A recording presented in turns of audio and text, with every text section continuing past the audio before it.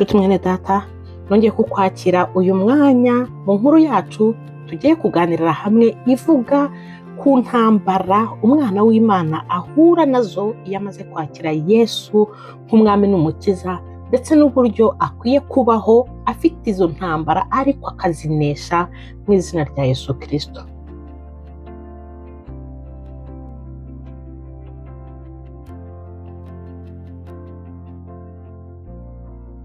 Hari abantu benshi bibwiraga ko kwakira Yesu nk'umwami n'umukiza ubuzima buba buhise buhinduka, ariho utangira kubaho neza, ukagira akazi keza, ukagira inzu nziza, ukagira amafaranga, mbese ukumva ko ubuzima nyine buhise buba bwabukire, bwa buzima ubayeho wumva nta kintu na kimwe kikugerageza. Ariko ibyo ni ukwibeshya, ahubwo reka nkubwire ngo nibwo uba winjiye mu ntambara ikomeye y'umwuka. Ariko reka nanone mbanze nkwereka itandukaniro hagati yo kwinjira muri iyo ntambara mu gihe wakiriye Yesu Kristo no kuba utamwakira ukaba nta ntambara urimo. Iyo ubayeho udafite izo ntambara, udafite ikikurwanya, nuko Satani aba ari muri wowe, nuko aba afite amadayimoni amwe n'amwe akorana nawe. Iyo rero Satani akureba, icyo gihe aravuga ati uyu ni uwanjye, nta n'ikibazo mfitanye nawe, nta n'icyo mfite cyo kumurwanyamo kuko namaze kumwiyegurira. Ariko iyo wakiriye Yesu nk'umwami n'umukiza, impamvu winjira mu ntambara y'umwuka nuko Satani aba amaze kubona ko uri kumucika, akabona ko uri wa wundi ugiye kuba saved, kandi ashaka ko nawe uba mu bo azarimbukana nabo. Icyo gihe niyo mpamvu utangira kugira ibibazo, ukagira intambara, ukagira mbese ibikugerageza, ukabona uko ugerageje no gushaka guhinduka, wenda niba waragiraga uko witwara ukumva ushaka kubivamo, ariko ugasanga ufite ukuntu uri kubona wongeye ubigarukamo. Niho hahandi usanga tuvuga ngo Mana gerageza gukora ibyiza, ariko ibibi bikantanga imbere, kuko uba wumva nawe ufite umutima wo gushaka kubana n'Imana, ariko ukabona uri kongera usubira mu byo wavuyemo nawe ubwawe utabishaka. Aho rero ni za ntambara, kuko Satani aba ari wowe ahiga, kuko ahiga babandi bamaze kwakira Yesu nk'umwami n'umukiza, babandi abona batazarimbukana nawe, abo nibo bashaka kugira ngo nabo abiyegereze wa munsi wo kurimbuka nugera nabo bazarimbukane nawe. Reka mbabwireho gato kuri experience nagize maze kwakira Yesu nk'umwami n'umukiza, maze wumva uburyo ki Satani ari mubi. Maze kwakira Yesu nk'umwami n'umukiza, nahise numva ntagize amahoro muri njye. Bya bindi abantu bavuga ngo kwakira Yesu nk'umwami n'umukiza uhita wumva uguwe neza, ukumva ufite amahoro muri wowe, ukumva mbese ubuzima burahindutse. Abantu iyo bamaze kwakira Yesu nk'umwami n'umukiza bagira experience zitandukanye. Njyewe yanjye umva uko yagenze. Nkimara kumwakira numvishe nta mahoro mfite muri njye, numva n'ubundi hari biri kundwanya, nkumva n'ubundi ntangiye kumva amajwi ambwira ngo nese ubundi bimariye iki ko mwakira, nkaba numva n'ubundi muri njyewe nta gihindutse. Numva ntangiye kwibaza byinshi. Ndakubwiza ukuri ko nyuma y'iminsi 3 maze kwakira Yesu nk'umwami n'umukiza, nakoze accident y'imodoka, ibintu bitigeze bimbaho na rimwe, ariko ntiyari accident ikomeye. Mu by'ukuri nari mparitse ahantu umuntu akora ashaka gusa nk'uturuna nyine, akora manevre, aba arangonze. Ni ibintu byari bitarigeze bibaho. Uwo muntu wangonze yari umwana wari utwaye imodoka y'ababyeyi be, adafite permis, adafite assurance mwanditseho, yanditse ku babyeyi be. Ibyo byose ndabireba mbona kugira ngo mujyane muri assurance cyangwa mujyane muri polisi byamutwara ikibazo, ushobora no gufungwa. Urumva byansabaga ko mubabarira. Icyo nakoze cyo namubabariye, ariko icyo yamfashije nawe nuko yanyishyuye amafaranga yo kugira ngo njye gukoresha imodoka kuri cya kibazo we yaranteje. Ariko kugira ngo n'icyo kibazo njye kubona igaraje rijya kubinkorera byantwaye igihe, bintwara na energy. Wumva ukuntu Satani ari mubi. Mu gihe nitwaga ko ntarakira Yesu nk'umwami n'umukiza koko ngo numve nshikamye, numve ndi mu Mana, nta kibazo nagiraga. Ariko igihe maze kwakira Yesu nk'umwami n'umukiza, icyo kibazo kimbaho. Ni hahandi rero ushobora guhita utegeka kuvuga ngo none se ko nari nakiriye Yesu nkaba numvaga ko aribwo ngiye kurindwa, nkumva ko aribwo ngiye kubaho neza, ni gute ibintu biri kumbaho? Ariko reka nkubwire ngo icyo gihe Satani aba ari kugushyiramo uko gushidikanya kugira ngo wongere usubire inyuma. Nta kindi nakoze, nabonye ko ibintu biri kunkomerera, deje uko niyumvaga njye numvaga ntari kumwe n'Imana uko mbishaka, kuko numvaga muri njyewe nta mahoro mfite, ndetse mbona n'ibintu bitangiye kumbaho, mbona birakomeye. nafashe iminsi 3 yo gusenga niyirije ubusa.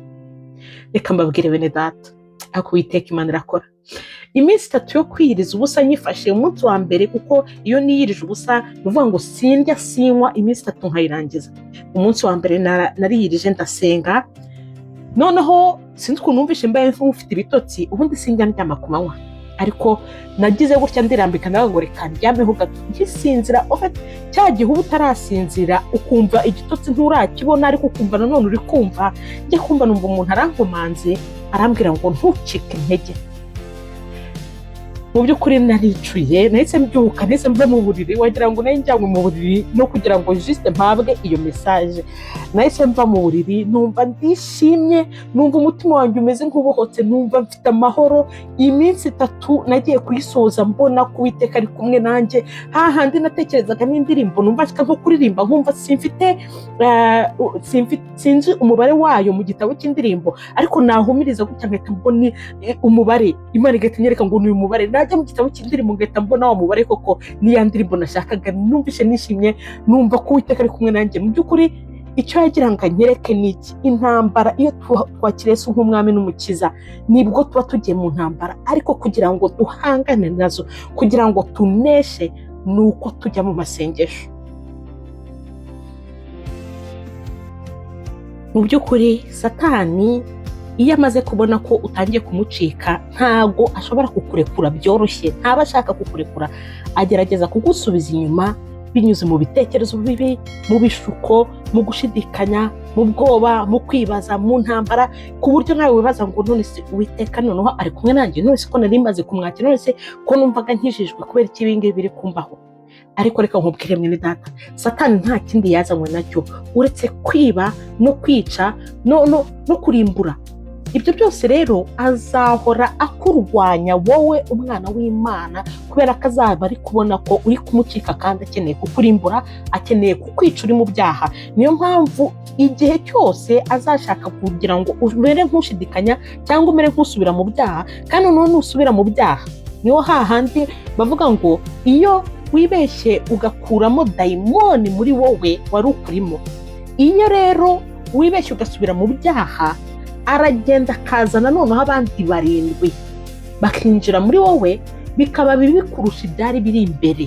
Niyo mpamvu iyo wemeye kwakira Yesu nk'umwami n'umukiza, ntabwo ukwiye kubikinisha, nta n'ubwo ukwiye kumera nk'uvuga ngo noneho naramwakira ubu niwe ugiye kundwanirira. Ahubwo nawe wowe ukeneye guhagarara ushikamye ukarwana. Reka nkwereke rero igikwiriye, icyo dukwiye gukora nk'abana b'Imana kugira ngo turwane izo ntambara, kugira ngo tubeho ubuzima bwiza. Mu gihe turi kurwana n'izo ntambara, n'Uwiteka nawe aze atubumbatize mu mababa ye, noneho tubashe kunesha wa mwijima.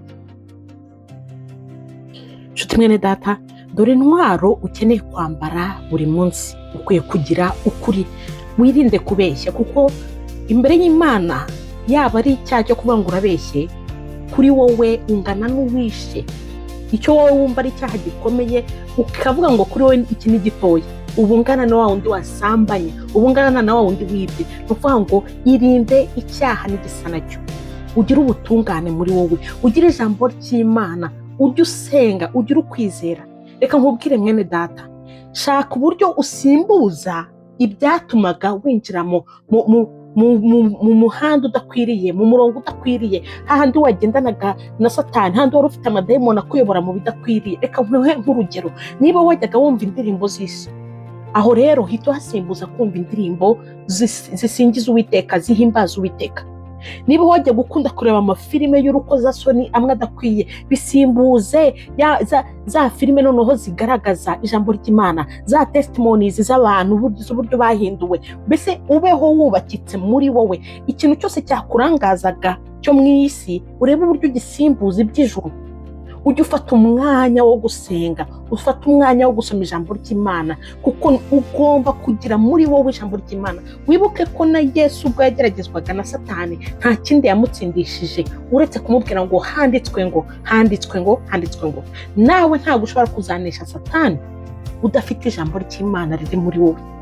Ugomba guhinduka, ukareba ibyatumaga ujya kure y'Uwiteka, ukareba icyo ugomba kubisimbuza gituma umwegera.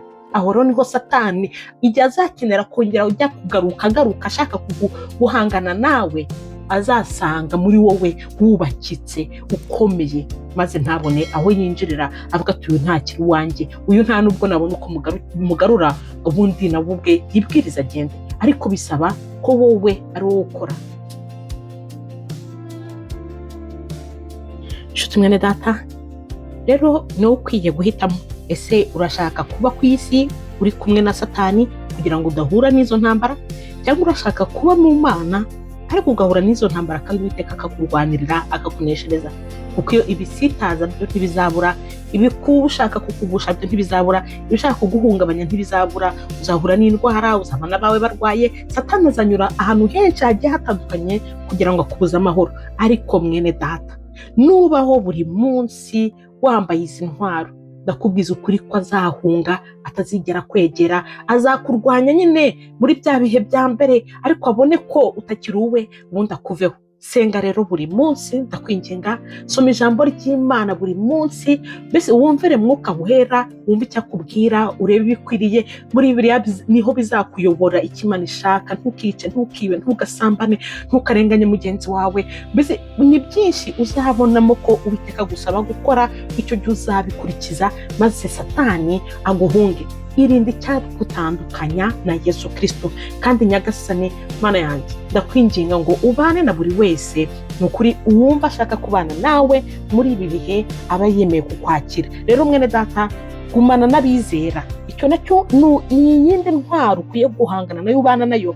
Gumana n'abantu bizera Imana, guma mu muryango w'abantu, uhindure inshuti niba wari ufite inshuti mbi, ufate abantu babandi muzasangira ijambo ry'Imana. Niba wari ufite abagutumira ngo nimuze musohokera ahantu aha n'aha, hindura ufate noneho abantu bazagutumira ngo ngwino dusenge, ngwino dufatanye muri ibi, ngwino dushimire Imana. Mbese wirinde ikintu na gito, kuko Satani yuririra no ku kantu gato wowe wibwiraga ko ari gato. Nkuko nakubwiye ngo kubeshya, ushobora kwibwira ngo urabeshye gutya gusa, bya bindi n'ababyeyi bajya babwira abana ngo runaka nihagira umuntu uza mumubwire ko ndyamye, wenda mubwire ko ntari, kandi wenda aryamye avuga ati njye nashaka kuruhuka, ariko ugahita uvuga ngo nihagira umuntu uza ntimumubwire ko mpari. Ako konyine uwo ni dayimoni wo kubeshya. Rero mwene data, irinde akantu ako ariko kose Satani yakuririraho aza mu buzima bwawe.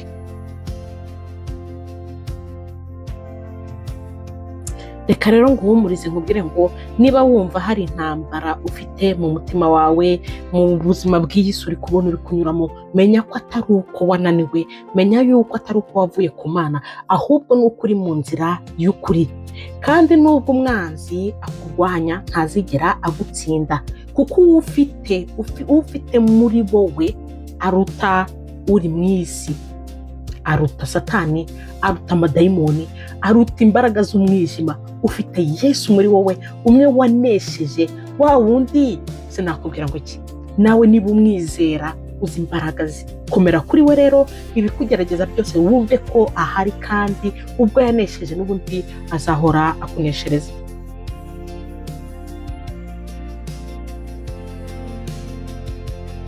Reka rero ngusabe, niba hari intambara uri kunyuramo, ushobora no kwandika muri comment, tugafatanyiriza hamwe gusenga, kuko Uwiteka aravuze ngo aho abana banjye bazaba bari, aho 2 3 bateraniye bari kumwe nanjye banshaka, nzamanuka mbasange mbane nabo. Reka rero utubwire niba hari ikibazo wumva ushaka ko twafatanya gusengera, niba hari intambara uri kunyuramo, n'ukuri dufatanye gusenga kugira ngo Uwiteka aze abane nawe muri iyo ntambara uri kurwana nayo.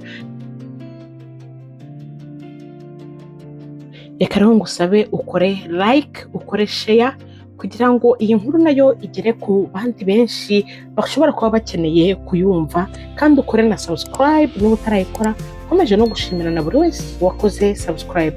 Imana iduha n'umugisha.